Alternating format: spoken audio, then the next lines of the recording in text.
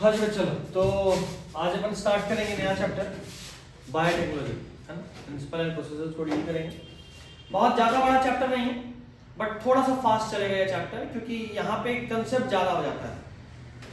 अभी तक हम लोग जो भी चैप्टर्स पढ़े थे वहाँ थ्योरी ज़्यादा था, तो आपको हर लाइन रीड करना पड़ रहा था। यहाँ से कंसेप्ट है, आप एक टेक्निक सीखे, वही टेक्निक आगे में यूज हो गया, तो वो टाइम बचता जाएगा, तो ये चैप्टर थोड़ा फास्ट चलेगा। चलिए स्टार्ट करते हैं बायोटेक्नोलॉजी। सबसे पहले बायोटेक्नोलॉजी है क्या?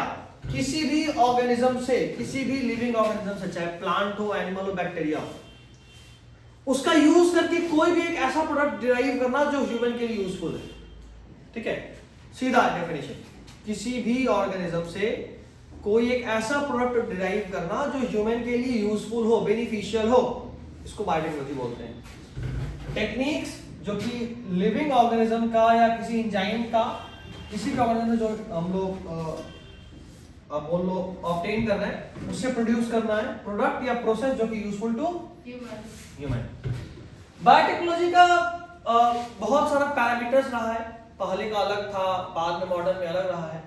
पहले हम लोग माइक्रोब्स को मेजरली यूज कर रहे थे और छोटे समय पे, जैसे मान लो दही बनाना है, क्या करते हैं, जो हम लोग थोड़ा सा जो इनिशिएटर डालते हैं दही का, उसमें क्या होता है, लैक्टोबैसिलस। ये लैक्टोबैसिलस क्या कर रहा है, दूध को दही में कन्वर्ट कर रहा है। तो हमने एक्चुअली इस बैक्टीरिया को यूज करा दूध को दही में कन्वर्ट करने के लिए, उसका न्यूट्रिशन बढ़ाने के लिए, ह्यूमन के यूज के लिए। ये भी बायोटेक्नोलॉजी है। यानी अगर आप दही जमाना जानते हैं अच्छे से तो आप बायोटेक्नोलॉजिस्ट हैं। क्या बात। उसके अलावा ब्रेड बनाना, खाने वाला सोडा मिलाते हैं, ईस्ट मिलाते हैं कई बार ब्रेड को फ्लफी करने के लिए, है ना। और वाइन बनाना, किसी को आता है वाइन बनाने? जा, आप लोग को ये भी नहीं आता। चुपचाप चीनी लीजिए, ईस्ट डाल दीजिए, छोड़ दीजिए, वाइन बन जाएगा बस। अब ये खास बात है, ईस्ट से जो वाइन बनता है ना, वो बहुत ज्यादा कंसंट्रेटेड नहीं होता, मैक्स टू मैक्स 6% होगा अल्कोहल, क्योंकि 6% से ज्यादा कंसंट्रेशन जैसा ही होता है ना, ईस्ट खुद ही मर जाता है। तो इसलिए वो बहुत नशा नहीं करता, हल्का फुल्का नशा करता है। जबकि अगर आप और जो बाकी रम, विस्की, बियर तो क्या कम होता है, रम का बात करें, किन का बात करें, विस्की का बात करें, सुने ना, वोडका, क्या बात है, एक्सपीरियंस पे है। ये सब जो बनाते हैं, ये हम लोग पढ़ेंगे भी माइक्रोब्स वाले चैप्टर में। हाँ, तो वहां पे हम लोग देखते हैं कि ये जो वाइन बनाना, इसको ये और कंसंट्रेट करते हैं। खैर आगे पढ़ेंगे। अभी मॉडर्न में हम लोग बहुत लार्ज स्केल पे यूज कर रहे हैं और जीन चेंज कर रहे हैं, जीन से, जैसे टेस्ट ट्यूब बेबी बना रहे हैं, नया नया वैक्सीन बना रहे हैं, कोई भी डिफेक्टिव जीन को करेक्ट कर रहे हैं। कैसे करेक्ट कर रहे हैं? मान लो कोई ऑर्गेनिज्म था, नॉर्मली हमारा हाइट बढ़ने के लिए जो जीन रिस्पॉन्सिबल है उसका नाम है ग्रोथ हार्मोन का जीन। ग्रोथ हार्मोन हमारा हाइट बढ़ाता है। मान लो ग्रोथ हार्मोन का जीन यहां पे था और ये जीन फॉल्टी है, यानी खराब है, तो ये सही ग्रोथ हार्मोन बना पाएगा क्या? नहीं बना पाएगा। और अगर बॉडी में सही वाला ग्रोथ हार्मोन नहीं बनेगा तो क्या हाइट बढ़ेगा? नहीं बढ़ेगा। तो मान लो किसी में ये फॉल्टी जीन है तो उसका हाइट बढ़ेगा, छोटा रह जाएगा, बौना, ड्वार्फ जिसको बोलते हैं। अगर हम बायोटेक को यूज करके इस जीन को काट के निकाल दिए और बदले में एक अच्छा जीन डाल दिए ग्रोथ हार्मोन का, तो क्या होगा? ये जीन जब यहां जाके जुड़ गया तो सही ग्रोथ हार्मोन बनेगा, तो पर्सन का हाइट बढ़ जाएगा। तो इस तरीके से हम लोग करेक्टिव मेजर्स भी कर सकते हैं आज के समय में। आज के समय में हम अपना बच्चा वर्चुअली डिजाइन कर सकते हैं। मेरा बच्चा ऐसा दिखेगा, इतना हाइट होगा, ये चेहरा होगा, इतना दिमाग होगा, हर चीज डिजाइन कर सकते हैं, क्योंकि हमें पता है हर चीज कंट्रोल कौन कर रहा है? जीन। और जीन को अपन चेंज कर सकते हैं। समझ रहे हो बात? चलिए, अब ये जो भी छोटा सा एग्जांपल है, इसके लिए क्या क्या जरूरी है? सबसे पहले जरूरी है कि आप डीएनए को सेल से बाहर निकाल पाए। दूसरा, डीएनए की पोर्शन को कट कर पाए, तभी तो खराब वाले को काट के निकालोगे। अच्छा, उसी तरह अच्छा वाले को भी काटने के लिए आपको काट लेना चाहिए, कैंची चाहिए। उसके बाद फिर जो निकाले काट कर अच्छा वाला, उसको यहाँ चिपकाना पड़ेगा। तो अपने को पहले तो डीएनए के, अगर ये काम करना तो हमारे पास कितना टेक्निक होना चाहिए? पहले डीएनए को निकालने का टेक्निक, उसके बाद ये देखने का टेक्निक कि डीएनए कटा कि नहीं कटा, डीएनए को काटने का एंजाइम चाहिए जिसको मॉलिक्यूलर सीजर बोलते हैं, रिस्ट्रिक्शन एंजाइम कहते हैं उसको। और उसके बाद जो डीएनए निकाले उसको चिपकाना है अच्छा वाला डीएनए को, उसके लिए जो एंजाइम चाहिए उसको बोलते हैं लाइगेज, मॉलिक्यूलर ग्लू। कम से कम इतना तो चाहिए, डीएनए निकालें, डीएनए काटें, डीएनए चिपकाएं। उसके अलावा एक और चीज जरूरी है, डीएनए पॉलीमराइज हो। क्यों डीएनए को मल्टीपल कॉपी क्यों करना है? उसका सबसे मेजर कारण ये है कि भाई साहब हमने जो डीएनए यहां यूज करा है ये तो एक है, मान लो गलती से खराब हो गया तो सारा मेरा बेकार। तो इसलिए हम जो भी डीएनए वाला काम करते हैं ना, पहले उसका 1000, 10,000, 1 लाख, 1 मिलियन कॉपी बना लेते हैं।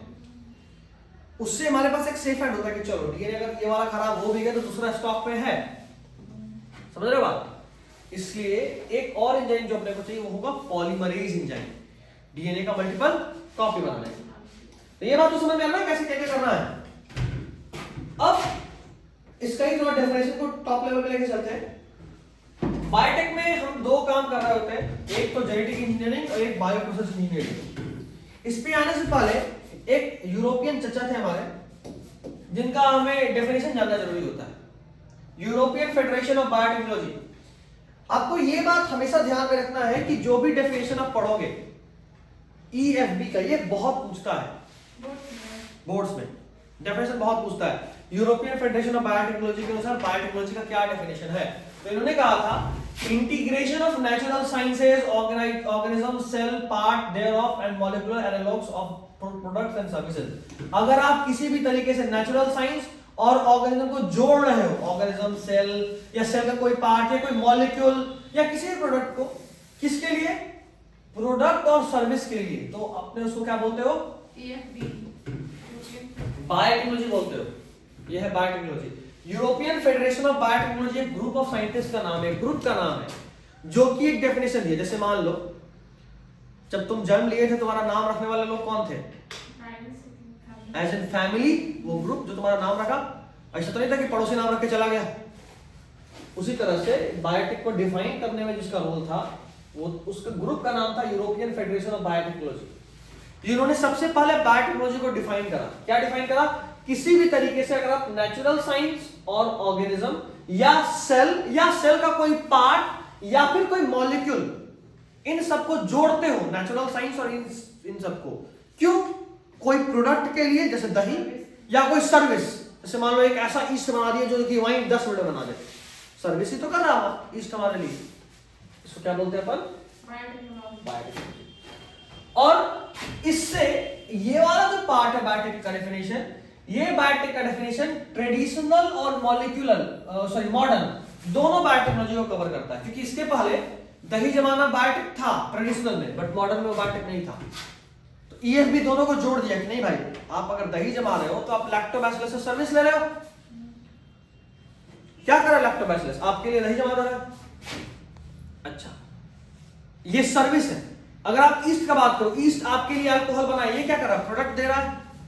तो किसी भी ऑर्गेनिज्म में किसी भी तरह का चेंज करके अगर हम प्रोडक्ट या सर्विस को ले रहे हैं ह्यूमन यूज के लिए, दैट इज बायोटेक्नोलॉजी। ठीक है। बायोटेक में जैसे मैंने कहा दो काम, एक जेनेटिक इंजीनियरिंग जिसमें हम लोग किसी भी ऑर्गेनिज्म के डीएनए में अल्टरेशन करते हैं, डीएनए में चेंज करते हैं। जेनेटिक इंजीनियरिंग में हम किसी भी ऑर्गेनिज्म के डीएनए में चेंज करते हैं। क्यों?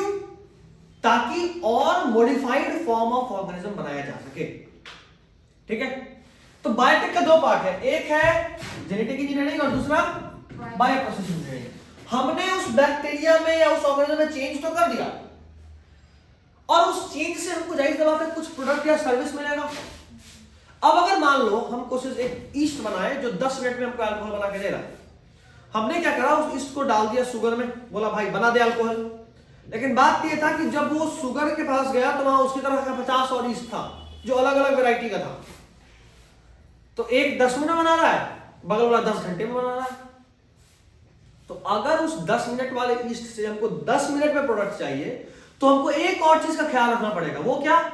वो ये कि उसके लिए वैसा स्टेराइल यानी कंटामिनेशन फ्री इन्वायरमेंट दिया जाए।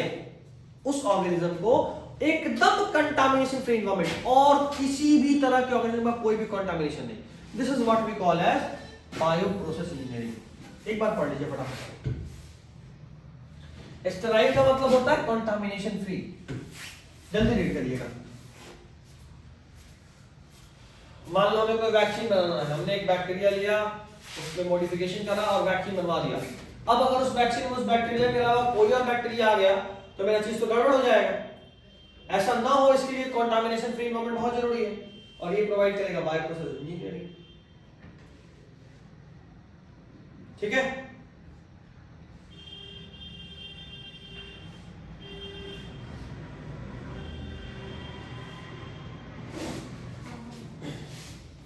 देखिए। चलिए अगले टॉपिक में चलते हैं। एडवांटेज क्या है बायोटेक्नोलॉजी का? आखिर हम बायोटेक को यूज कर रहे हैं तो उसका कुछ तो फायदा रहा होगा ना। सबसे पहला फायदा बायोटेक का अगर हम बात करें अलग अलग चीज पे, एक तुम लोग एसेक्सुअल रिप्रोडक्शन का, सेक्सुअल का, ट्रेडिशनल हाइब्रिडाइजेशन और जेनेटिक इन सब का बात कर रहे हैं। एसेक्सुअल में जो मेरा जेनेटिक इंफॉर्मेशन है वो तो प्रिजर्व होता है, क्योंकि एसेक्सुअल में वेरिएशन नहीं होता। ये हमने रिप्रोडक्शन ऑर्गेनिज्म में भी पढ़ा था कि जैसे पेरेंट्स वैसे ही बच्चे, है ना, कोई चेंज नहीं होता। लेकिन इसका एक डिसएडवांटेज भी है कि इसमें वेरिएशन नहीं होता। देखो चेंज हमारे लिए हो सकता है, मेरे लिए जरूरी है, मतलब जरूरी नहीं हो, लेकिन मेरे स्पीशीज के लिए बहुत जरूरी है। अगर हम नहीं बदलेंगे तो हमको कोई फर्क नहीं पड़ेगा, लेकिन हो सकता है कि मेरे इस कमी की वजह से ह्यूमन जाति, इंसानी पूरा जनजाति खत्म हो जाए, क्योंकि एनवायरमेंट बदल रहा है। अगर हम बदलते एनवायरमेंट में खुद को नहीं ढालेंगे तो खत्म, है ना।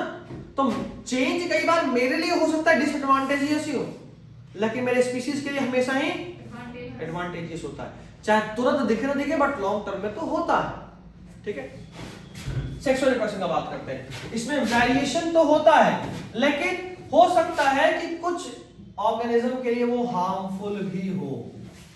जैसे इवोल्यूशन में आप लोग पढ़े होंगे सिकल सेल एनीमिया। भाई मेरे में अगर सिकल सेल एनीमिया आ जाए तो आपको बहुत नुकसान होगा। क्यों? क्योंकि भाई उसमें ऑक्सीजन कम कैरी करने का एबिलिटी है। सिकल सेल एनीमिया असल में आरबीसी का एक डिसऑर्डर है, जिसमें क्या होता है कि आरबीसी का शेप सिकल शेप का हो जाता है, जिससे क्या होता है बॉडी के अंदर ऑक्सीजन कम कैरी होता है ना। तो ओवरऑल वो मेरे लिए क्या है, डिसएडवांटेजियस, सही है ना। ओवरऑल वो डिसएडवांटेजियस है। लेकिन अगर एनवायरमेंट मान लो बदल गया, दुनिया में मलेरिया बहुत भयानक फैल गया कोरोना की तरह, तो जो सिकल सेल एनीमिक होंगे वो बच जाएंगे, यही होगा ना। जो सिकल सेल एनीमिक होंगे वो बच जाएंगे और बाकी खत्म, यही होगा ना, बाकी तो खत्म हो जाएंगे। तो the point of view is कि अगर ऐसा कभी होता है तो उस वक्त ये सिकल सेल एनीमिक लोग बच जाएंगे। तो हो सकता है मेरे लिए नुकसानदायक हो, लेकिन ओवरऑल स्पीशीज जब कोई ऐसा कंडीशन बदला तो उनके लिए फायदेमंद भी हो सकता है।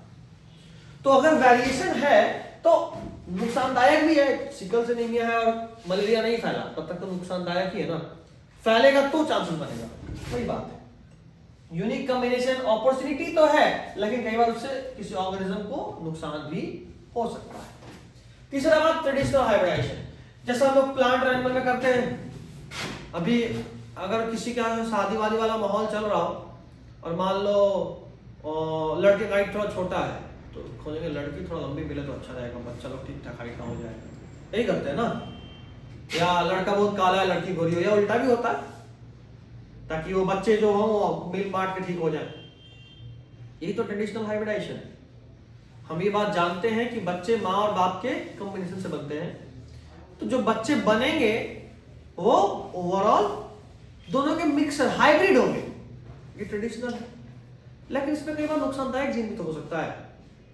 अब माँ मान लो गोरी है, या चलो माँ काली बनाते हैं और बाप बेचारा गोरा है, तो अब बाप तो ये सोचेगा ना भाई कि ठीक है मेरा बच्चा, माँ के लिए तो ठीक है बच्चा हो गया जो सांवला हो गया ठीक है चलेगा, बट बाप सोचेगा नहीं हम तो गोरे थे मेरा बेटा सांवला का है। ट्रेडिशनल का ये नुकसान भी है। बायोटेक किसी चीज को दूर कर देता है, ट्रेडिशनल का यही नुकसान भी है, क्योंकि इससे अनडिजायरेबल जीन भी इंक्लूड हो जाता है। बायोटेक का एक फायदा है, वो क्या करेगा, मान लो माँ काली है बाप गोरा है, तो माँ का जीन को डिलीट कर देगा ना, सिर्फ बाप का जीन जाएगा, तो बच्चा कन्फर्म है गोरा ही होगा। तो माँ भले ही काली थी लेकिन बच्चा सांवला नहीं हुआ, बच्चा क्या हुआ, गोरा ही हुआ। तो इसमें यही फायदा है कि यहाँ हम जीन चूज कर सकते हैं, मेरे को कौन कौन सा जीन चाहिए। वैसे काला या गोरा होना फायदे या नुकसान वाला बात थोड़ा ही, इससे कोई इवोल्यूशनरी कोई फर्क थोड़ा ही पड़ता। एक एग्जांपल लिए है ना, बस यूं ही बोलने के लिए, ऐसा कुछ होता नहीं है। कि माँ काली है या बाप काला है तो उसका नुकसान हो जाएगा, है ना। आजकल वो फेयर एंड लवली का ऐड तो आता है ना, 5 मिनट में गोरा है तो कोई फर्क नहीं पड़ता कि आप काले हैं या गोरे हैं। और आजकल तो मेकअप भी वैसा ही आ गया है भाई, लड़का ऐसा भयानक भयानक लड़की बन जाता है मेकअप से। इमोशनल डैमेज, जो लोग सिर्फ और सिर्फ इसी चीज पे भरोसा करते हैं, कई बार इमोशनल डैमेज होता है। दिल के गिटार के बजाय हारमोनियम के बजाय ड्रम बजने लगता है, तो धम धम टाइप का, हार्ट बीट इतना तेज हो जाता है। खैर ये समझ गए। जेनेटिक इंजीनियरिंग का फायदा ये कि यहाँ हम सिर्फ अपने डिजायरेबल जीन्स को चूज कर सकते हैं जो मेरे को चाहिए, है ना। और जैसे मान लो काला वाला एग्जांपल ले रहे हैं, कोई अफ्रीकन पॉपुलेशन है जहां पूरा दुनिया ही, पूरा फैमिली ही, पूरा खानदान ही काला है, उसमें माँ बाप क्या चाहेंगे, बच्चा गोरा हो कि काला हो?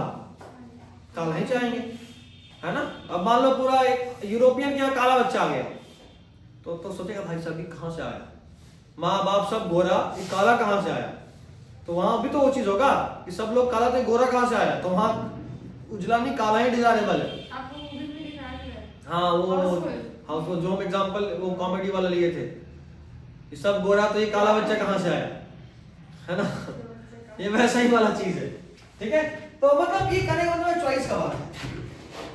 चलिए, जेनेटिकली मॉडिफाइड ऑर्गेनिज्म में क्या क्या करना होता है, मेजरली 3 चीज पे अपन काम करते हैं। पहला, जो कि आपको पहले भी एक बार बताया है, क्या क्या करते हैं। सबसे पहले आइडेंटिफिकेशन ऑफ जीन करते हैं, जो मेरा जीन है उसको आइडेंटिफाई करो, कौन सा जीन है, कैसा जीन है। दूसरा, उसको वहां से निकालो और डीएनए को होस्ट में डालो, है ना। और तीसरा, होस्ट के अंदर वो डीएनए मेंटेन कराओ और होस्ट से बच्चे में भी ट्रांसफर कराओ। यही है ना। मान लो मुझे एक ऐसा आम चाहिए जो बहुत मीठा है और बहुत बड़ा बड़ा फल भी होता है, तो मैं क्या करूंगा, सबसे पहले ऐसा कोई जीन खोजूंगा किसी आम के पेड़ में जहां मीठा भी हो और जो उसका फल भी बड़ा हो। मिल गया, आइडेंटिफिकेशन हुआ। उसके बाद हमने उसे निकाला, है ना, और होस्ट में डाला, क्योंकि होस्ट में डालना भी इतना आसान नहीं है, बॉडी अक्सर किसी दूसरे की चीज को रिजेक्ट कर देता है। तो यहां से डीएनए निकालना और होस्ट में डालना, है ना, दूसरा स्टेप। तीसरा स्टेप, होस्ट में चला तो क्या है, खाली वहां जाके बैठ जाए, उससे मेरा क्या फायदा। होना क्या चाहिए, होस्ट में जाने के बाद होस्ट की बॉडी में मेंटेन रहे, उसके डीएनए के साथ अटैच हो जाए और उस होस्ट से उसके बच्चे में भी जाए। ये तो मान लो हम क्या करें, एक आम का जीन ढूंढे, एक आम के पेड़ में डाल दिए, तो एक पेड़ तो बन गया जो बहुत मीठा भी, इसका फल भी बहुत बढ़िया है, लेकिन उसके बच्चे में, उस आम के और जो बीज बन रहे उसमें वो कैरेक्टर जा ही नहीं रहा है, तो खाली वही एक पेड़ होकर रह जाएगा। तो बेस्ट कब हो, जब हम जो मेहनत किए वो उसके डीएनए से घुस मिल जाए, मैच कर जाए और परमानेंटली उसके साथ आगे बढ़े। तो परमानेंटली हो गया तो मेरा काम फायदेमंद हुआ। तो ये 3 स्टेप पे मेजरली हम लोग काम कर रहे होते हैं। और उसके लिए हमारे पास क्या क्या टूल्स है ना, क्या क्या चीज चाहिए हमें। जैसा कि हम बात कर रहे थे कि अगर एक डीएनए को निकालना हो और इंट्रोड्यूस करना हो किसी जगह पे, तो हमारे को क्या क्या चाहिए। सबसे पहले कुछ एंजाइम्स चाहिए जो ये काम कर सके डीएनए को काटने का, जोड़ने का, है ना। कुछ वेक्टर्स चाहिए, वेक्टर वो कैरियर होते हैं जो डीएनए को एक जगह से होस्ट पर लेके जाते हैं। वेक्टर्स आर द कैरियर्स जो कि डीएनए को ट्रांसफर कराते हैं एक ऑर्गेनिज्म से दूसरे ऑर्गेनिज्म। तीसरा, कॉम्पिटेंट होस्ट सेल, एक ऐसा होस्ट जो दूसरा डीएनए को लेने के लिए तैयार हो जाए। मान लो मकान खाली नहीं है, किराएदार गेट पे लाके भी क्या करोगे तुम, है ना। तो मकान में जगह तो होना चाहिए, तब तो किराएदार आएंगे, भाई साहब ठीक है मेरे को घर चाहिए, तो आप बोले कि ठीक है भाई ये लोग खाली रह लो। समझ रहे हो बात। सबसे पहले कौन कौन से एंजाइम, 3 न्यूक्लियेजेस जो कट करते हैं न्यूक्लिक एसिड को, क्या करते हैं, कट करते हैं। डीएनए पॉलीमरेज जो डीएनए का मल्टीपल कॉपी बनाते हैं।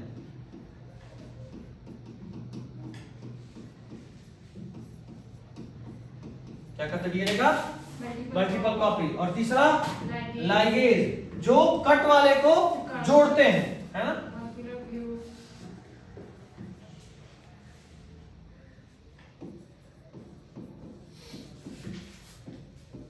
क्या करते हैं ये, इसको मॉलिक्यूलर सीजर भी बोलते हैं।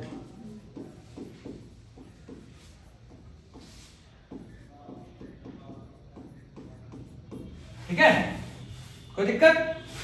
चलिए नेक्स्ट इज, अब जो न्यूक्लियस है जो डीएनए को कट कर रहा था, ये दो तरह का होता है। देखो जिसके भी अंत में ए ऐसी लग जाना एज, वो उसको कट करेगा। अगर मान लो बोले प्रोटीएज, ये प्रोटीन को कट करेगा। बोले कार्बोहाइड्रेज, कार्बोहाइड्रेट को कट करेगा। अगर बोले न्यूक्लियस, न्यूक्लिक एसिड को कट करेगा। अंत में जहां एज लग जाए वो उसको कट करता है। क्या एंजाइम्स भी तो है ना, क्या एज लगा तो एंजाइम्स, न्यूक्लियस एंजाइम ही तो है। एंजाइम के ग्रुप का नाम है। कार्बोहाइड्रेट एंजाइम के ग्रुप का नाम है। प्रोटीएज एंजाइम के ग्रुप के नाम है।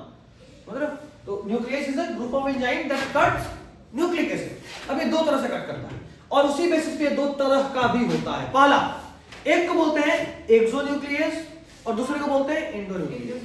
न्यूक्लियस दो तरह का, एक्सोन्यूक्लियस और एंडोन्यूक्लियस। अगर अपन एक्सोन्यूक्लियस का बात करें, ये डीएनए को एंड पे कट करता है, कैसे भी दिखाऊंगा, ठीक है।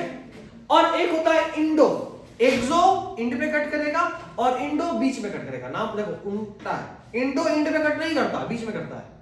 और एक्सो एंड पे, जैसे देखो मान लो मेरे पास एक डीएनए है,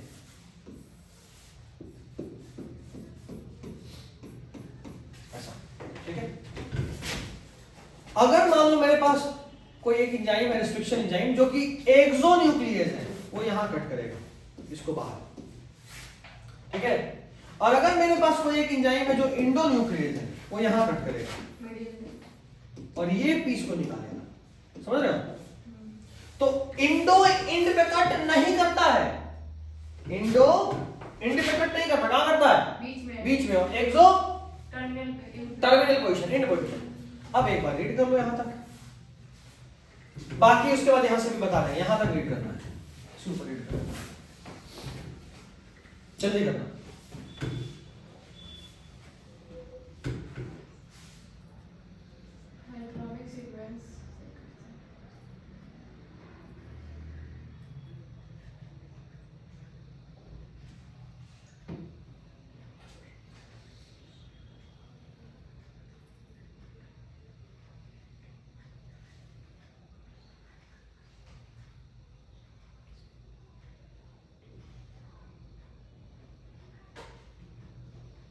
डन है? सर पैलिक्रोमिक सीक्वेंस सिर्फ बता रहा हूँ अभी बस रीड करो, बता रहा हूँ।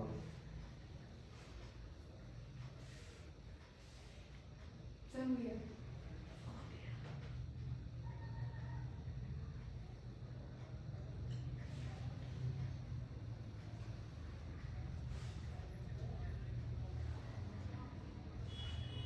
डन है? आगे बढ़ो। देखो अभी ये जो इंडोन्यूक्लियस है, एक्सोन्यूक्लियस है, इसको एक का नाम और देते हैं, इसको बोलते हैं रिस्ट्रिक्शन इंडोन्यूक्लियस या रिस्ट्रिक्शन एक्सोन्यूक्लियस। इस ग्रुप का एंजाइम का नाम रिस्ट्रिक्शन भी हो जाता है। क्यों? इसको जरा समझो। असल में होता कुछ ऐसा है, ये जो भी एंजाइम्स है ना, ये किसी न किसी बैक्टीरिया से निकाले जाते हैं। जो भी एंजाइम्स है किसी न किसी बैक्टीरिया से निकाले जाते हैं।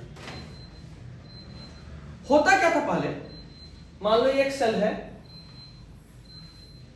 इस सेल का अपना एक न्यूक्लियस जो खुशी खुशी घर परिवार चला रहा है, इसके अंदर नन्ना मुन्ना सा डीएनए, नन्ना मुन्ना राहिम वाला, ठीक है। होता क्या है कि जब भी इस पर वायरस अटैक करता तो कैसे करता है? ये रहा मेरा वायरस, ये यहां बैठा हुआ था, इसको नन्ना मुन्ना राही अच्छा ही लगा, ये क्या किया, इस पे अटैक किया। अटैक करता तो ऐसे अटैक करता, अटैच हो जाता है, ठीक है, अटैच हो गया। और अटैच होने के बाद ये जो अपना डीएनए है ना, इसको अंदर भेज देता है, जैसा कि हम लोग एड्स में भी पढ़ रहे हैं, ठीक है। अब ये डीएनए क्या करेगा, डीएनए जाकर इसके डीएनए से इंटीग्रेट हो जाएगा, ऐसे जुड़ गया, ठीक। अब क्या होगा कि जैसे ही ये डीएनए इस पे अटैच हुआ ना, अब इस पूरे सेल पे इस डीएनए का कब्जा, बाकायदा कब्जा ही हो जाता है। ये डीएनए जो चाहेगा वही ये सेल करेगा। समझ रहे बात? ऐसा होता है। अब यहां समझने वाला बात ये है कि जब ये चीज हो रहा होता था तो लगातार ये सेल था नन्ना मुन्ना राही परेशान हो गया। एक दिन गया पापा के पास, पापा हमको बहुत तंग कर रहा है, बोला एक काम करो, जैसे ही ये डीएनए अंदर घुसे इसको काट दो, जैसे ही ये डीएनए अंदर घुसे इसको काट दो। तो ये सोचा कि हम एक ऐसा एंजाइम बनाते हैं जो ये पहचान पाए कि डीएनए मेरे वाला है या कोई बाहरी है, और जैसे ही बाहरी डीएनए देखे उसको काट दे। ठीक है, तो एक एंजाइम बना, इसने अपने अंदर एक एंजाइम बनाया और उस एंजाइम का नाम रखा गया, अभी एंजाइम बोलते हैं उसको, एंजाइम, बाद में उसका नाम बताएंगे क्या नाम है। अभी उसका नाम रखे मान लो एंजाइम एक्स। ठीक है, अब ये एंजाइम एक्स क्या करे, जब ये यहां से नया आए पकड़ के काट दे एक्सटर्नल वाले डीएनए को, अपना डीएनए को नहीं काट रहा लेकिन बाहरी वाले को काट ले रहा है। अब ये डिफरेंस कैसे कर पाता है ये एक्चुअली बताया था क्लास में, लेकिन अब चूंकि क्रैश कोर्स में उसकी जरूरत नहीं है, नहीं बात कर रहे, पहचान लेता है जितना काफी है। ठीक है, पहचान ये कट कर दे। अब मुद्दे पे आते हैं, इस एंजाइम के इस एबिलिटी की वजह से कि ये एक्सटर्नल वायरल डीएनए को कट कर दे रहा है, ये इस सेल के अंदर इस वायरस के डीएनए को रिस्ट्रिक्ट कर दे रहा है, रोक दे रहा है, घुसने नहीं दे रहा। जैसे ये घुसा काट दिया, इसके इस एबिलिटी की वजह से इस एंजाइम को हम लोग बोलने लगे रेस्ट्रिक्शन एंजाइम। कोई दिक्कत? तो रेस्ट्रिक्शन एंजाइम क्या कर रहा है, restriction enzyme is called so because it restricts the growth of external it restricts the invasion of external virus on the cell। ठीक है, इसलिए restriction enzyme हम लोग नाम दिए। तो restriction enzyme का एबिलिटी क्या है, ये किसी भी डीएनए को कट कर सकता है, और इसका भी टाइप होता है, टाइप 1, टाइप 2, टाइप 3, जिसमें से हम टाइप 2 को यूज करते हैं। क्यों? क्योंकि टाइप 2 में खास बात क्या है कि ये इन विट्रो यानी टेस्ट ट्यूब में यूज हो सकता है, और दूसरा ये पहचान के कट करता है डीएनए। ऐसे मान लो ये डीएनए रहा,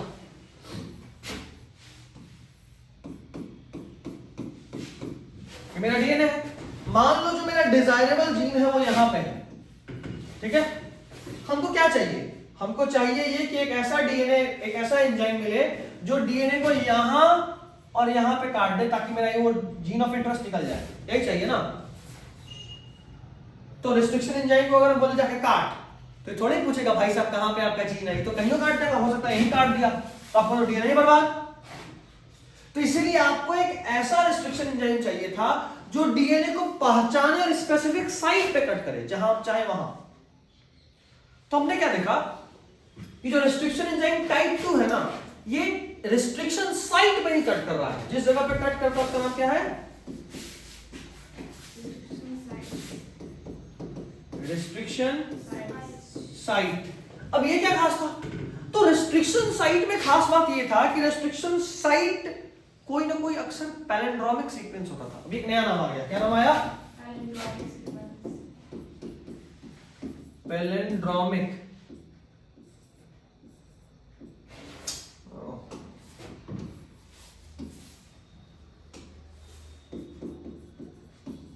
पैलिंड्रोमिक सीक्वेंस। अब पैलिंड्रोमिक सीक्वेंस क्या होता है, तो भाई साहब पैलिंड्रोमिक सीक्वेंस एक ऐसा सीक्वेंस है जिसको या तो आप आगे से रीड करो या पीछे से रीड करो, बात बराबर। जैसे मान लो लिखा हुआ है मैडम, जरा पढ़ो इधर से, MADAM, इधर से पढ़ दो, MADAM मिला। तो रिस्ट्रिक्शन साइट जो रिस्ट्रिक्शन एंजाइम टाइप 2 का है वो क्या है, पैलिंड्रोमिक सीक्वेंस, और वो भी फिक्स। जैसे मान लो एक एंजाइम जो कट करता है इस सीक्वेंस पे, अब डीएनए डबल स्ट्रैंड होता है ना, तो एक स्ट्रैंड में मान लो GATTC है, तो दूसरे स्ट्रैंड में इसका G का उल्टा क्या होता है,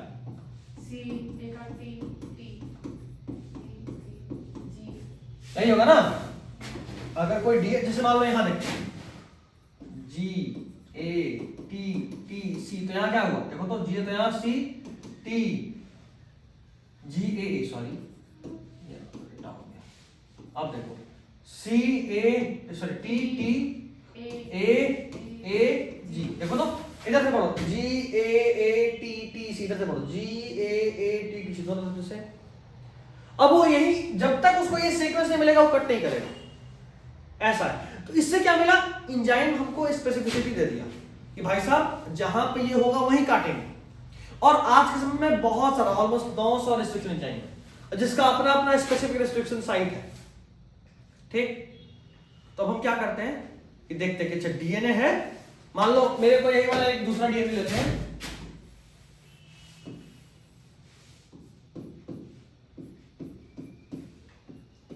ऐसा मेरे पास डीएनए है और जो मेरा जीन ऑफ इंटरेस्ट है वो यहाँ ये है। तो हम एक काम किए, हम बल देखे कि भाई सब यहाँ पे क्या कोडिंग है और यहाँ क्या कोडिंग है।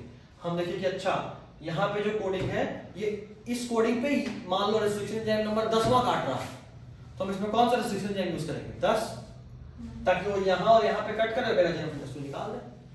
तो इससे क्या हुआ, हमको स्पेसिफिसिटी मिल गया। इसीलिए हम लोग आज के समय में रेस्ट्रिक्शन इंडोन्यूक्लियेज यूज कर रहे हैं। रेस्ट्रिक्शन इंडोन्यूक्लियेज क्या कर रहा है भाई, तो रेस्ट्रिक्शन इंडोन्यूक्लियेज एकदम पैलिंड्रोमिक सीक्वेंस रेस्ट्रिक्शन सीक्वेंस पे कट करता है। और नाम क्यों पड़ा रेस्ट्रिक्शन, क्योंकि ये रिस्ट्रिक्ट कर रहा था ग्रोथ ऑफ बैक्टीरियोफेज को, वायरस दैट इन्फेक्ट्स बैक्टीरिया। अब देखो हम बोले थे एक्स्ट्रा है लेकिन फिर भी दिया हुआ है।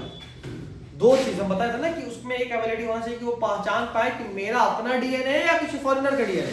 कैसे पहचानता है, जो अपना डीएनए होता है उसमें मिथाइल ग्रुप ऐड कर देता है। ये जो रेस्ट्रिक्शन एंजाइम है ना उसका दो पार्ट है, एक मिथाइलेज, ये उसके अपने एंजाइम पे मिथाइल ग्रुप ऐड कर दिया, और दूसरा रेस्ट्रिक्शन इंडोन्यूक्लियेज जो एक्सटर्नल बैक्टीरियोफेज का डीएनए इसको कट कर दिया। तो उससे क्या हुआ कि उसका डीएनए कट होने से बच गया और बाहरी सारा डीएनए जो भी आएगा सबको काट दिया जाएगा। ठीक है, चलिए तो आई गेस यहां तक मेरे को कोई दिक्कत नहीं है। चलो नेक्स्ट पार्ट करते हैं इसके बाद।